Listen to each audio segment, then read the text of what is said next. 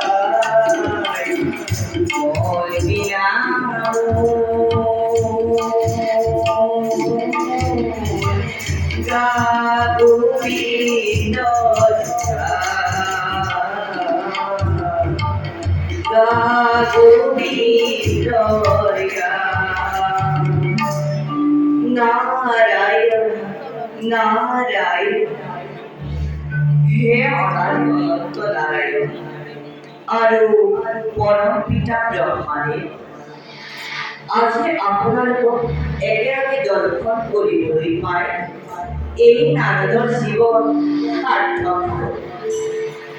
পিছে হে গুৰুপতি এই নীৰৱ আলোচনাৰ বিষয়ে এই নাৰদে জানিব পাৰিলে প্ৰভুৰ সৃষ্টিৰ ৰহস্য কিবা ক্ষতি হ'বনে?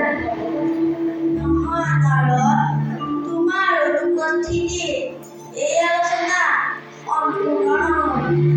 মোৰ এই কৰ্তব্য ব্যৱস্থাত তুমি প্ৰধান সহায়ক হ'ব লাগিব।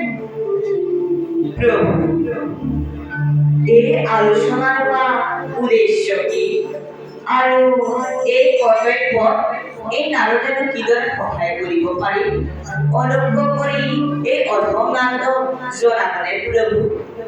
শুনা নাৰদ, দুষ্ট দমন আৰু অন্ত পালন কৰিবৰ বাবে মোৰ অৱতাৰ। সৃষ্টিত হোৱা অনাচাৰী আৰু অত্যাচাৰী বিলাকক ধ্বংস কৰিবৰ বাবে মই বসুদেৱৰ গৃহ কৃষ্ণৰূপে জন্মগ্ৰহণ কৰিলোঁ। নাৰায়ণ নাৰায়ণ। তোমাৰ কাম হ'ব মোৰ বিপক্ষে দানৱ অসুৰবিলাকক উত্তেজিত কৰি মোৰ লীলাৰ সমুদ্ৰ কৰি তোলা। তাৰোপৰি ৰাম অৱতাৰক সকলৰ কামনা ইয়াত জীবিত হৈ আছে। নাৰায়ণ নাৰায়ণ। প্ৰভু, ৰাম অৱতাৰত ঋষি মুনি সকলৰ কি কামনা অনুগ্ৰহ কৰি এই অধম নাৰদক জনাবলৈ প্ৰভু।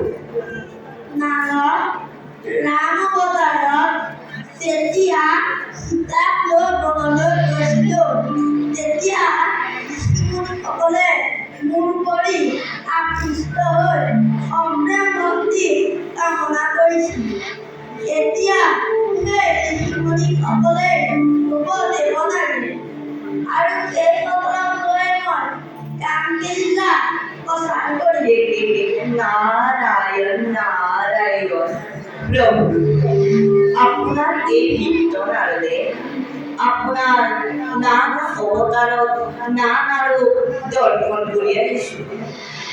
পিছে হে প্ৰভু, এতিয়া কি ৰূপ ধাৰণ কৰি এই লীলা প্ৰচাৰ কৰিব খুজিছে?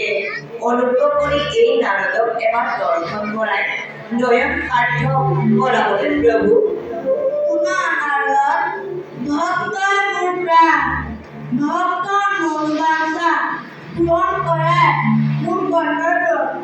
সময়ত সকলো দেখিব। এতিয়া যোৱা কৰ্তব্যৰ বাবে সাজু আছো।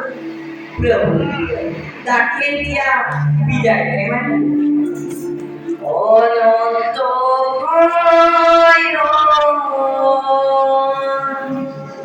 তেজী নারায়ণ ধরা ধরায় নারায়ণ অনন্ত তেজী নারায়ণ ধরা ধরায় নারায়ণ দুষ্ট কদম পরিজনারণ অষ্টপ্রপাদন করাহে নারায়ণ অনন্তময়ণ দেবী নারায়ণ ধরা ধরায় নারায়ণ ধরা